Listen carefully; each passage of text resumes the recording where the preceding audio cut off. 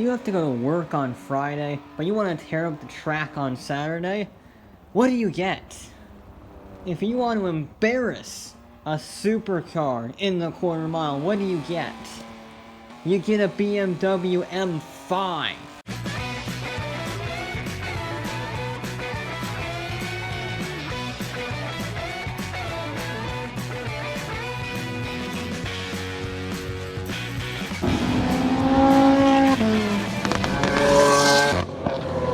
BMW has had a racing division called M for motorsport since the 1960s.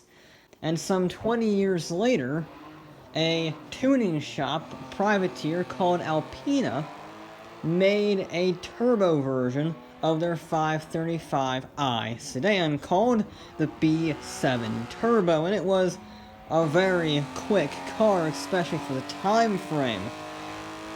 And BMW, well, they couldn't be beaten at their own game. They had to get in on that action. So, they went to the next most logical step.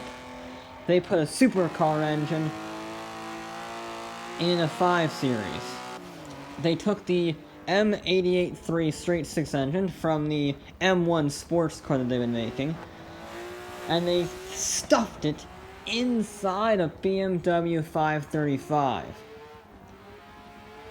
Now, they also gave it better suspension, better brakes, and no changes to the exterior at all, except for a little badge that we'll get into in just a second.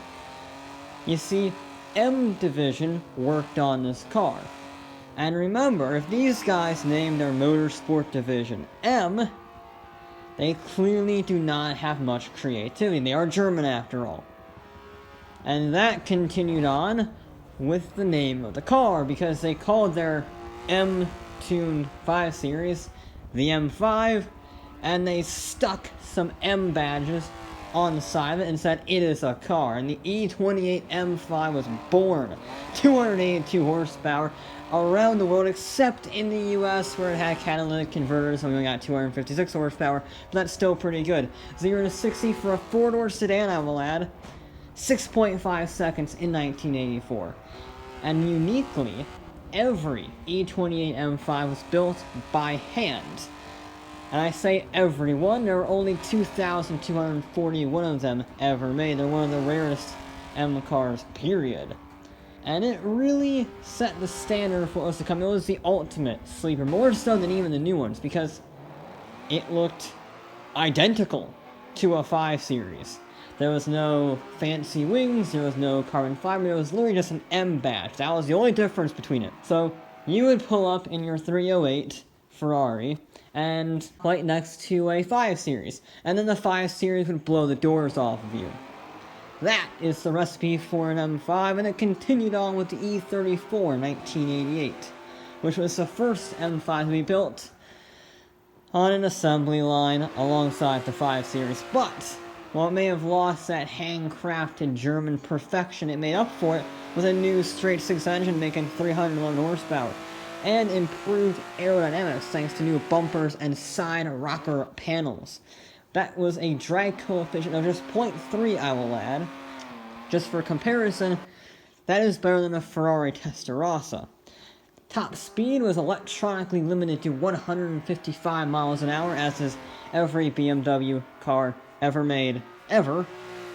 But if you took it off, it could do 170 in the 90s, and that's not even the best part, because they made a frickin' wagon version called the M5 Touring. It's amazing. It's one of the best M5s, but we'll get to the best one later on. The E39 M5 debuted at the end of the 20th century in 1998, with all-aluminum McPherson strut suspension and floating two-piece brakes and handlings. These brakes lowered unsprung weight, improved ride quality, and traction. This thing was getting technical, but the engine was not. It was not a fancy straight six. No, they went full American and threw in a 4.9 liter naturally aspirated V8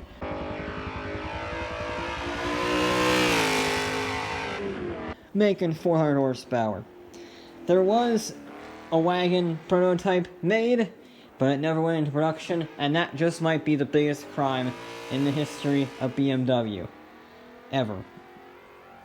But they quickly redeemed themselves, because while the E39 was a fantastic car, it looked great, it was still that undercover sleeper supercar killer. But the best was yet to come, because these cars, they had straight sixes, they had V8s, they did not have the noise of a supercar. Until 2005, when the E60 debuted. You see, the head designer wanted a 5-liter engine that could generate 100 horsepower per liter, and after much research, the only option was a V10. BMW management was perfectly fine with the situation, because that meant they could tie in their Formula 1 program. Wait, what? Yeah, BMW had a Formula 1 program, and at one point they were making 1,500 horsepower 4-cylinders, but they had moved on to the V10, and that was a very good tie-in for marketing purposes. So, the E60 M5 would be the only car in BMW's history to use the brand spanking new S85 V10 that redlined at 6,100 RPM in a screamin' fury. That fury made 500 horsepower and 384 foot-pounds of torque. That was good for 0 to 60 in 4.1 seconds and a top speed of 190, making it the fastest 4-door on Earth. But even better, the best M5 ever came out this generation as well. Well, sort of. It was called the E61 M5, and it was an estate again! They brought back the estate, a V10 estate, I will add.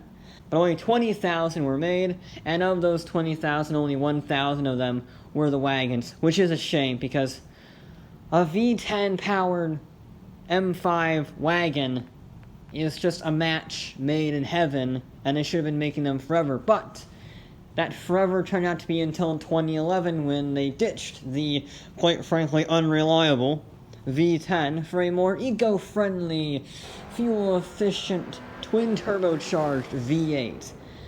And those twin turbos helped boost the power up an extra 50 from the V10. It also featured a 7-speed flappy panel gearbox, carbon ceramic brakes, and torque vectoring technology.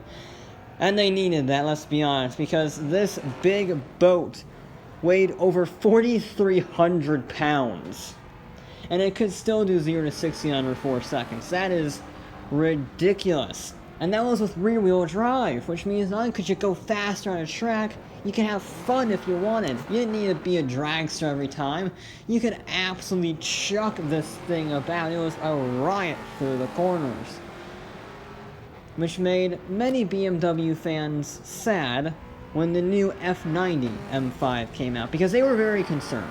It retained the 4.4-liter twin-turbo V8, which by the way now made 600 horsepower, but it had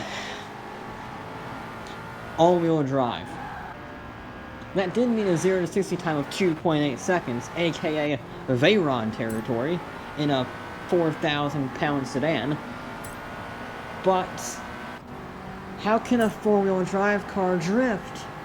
You killed the M5 fun spirit. Or did ya?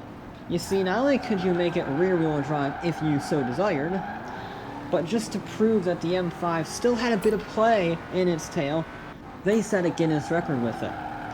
The longest continued drift of any car ever, at 232 miles. Now, for clarity's sake and for transparency's sake, they did slightly dampen the track so the tires would actually last longer, because, funnily enough, it's a little difficult to change tires when you're drifting. But the issue was not the track or the tires, it actually was the fuel. You see, BMW could have just put a massive fuel tank in like everyone else does when they do these challenges. But they had another idea. They hooked up another M5, completely identical, through a refueling system in it. So that when the drifting M5 got low on fuel, they could catch up to the drifting M5 mid-drift, initiate their own drift, and refuel while drifting. They didn't just do that once. They did it 5 times. And they just so happened to do it while setting the longest twin drift at 89 miles. Yeah. Because reasons. But okay, maybe the normal M5 isn't enough for you. Well, BMW has a solution for you. They call it the competition package. Gives it better and lowered suspension, increased front camber, new exhaust, and an 8-speed auto gearbox. And it also boosts power to 617 horsepower. Think that's a little bit excessive? Think it's a little bit ridiculous? Well, the competition package lapped the Nürburgring in 7 minutes 36 seconds, one of the fastest four-doors ever around that fearsome Nordschleife track. The future of the M5 is, well, relatively similar right now. A 2021 refresh was spotted testing at the Nürburgring with slightly revised styling and a rumored 640 horsepower.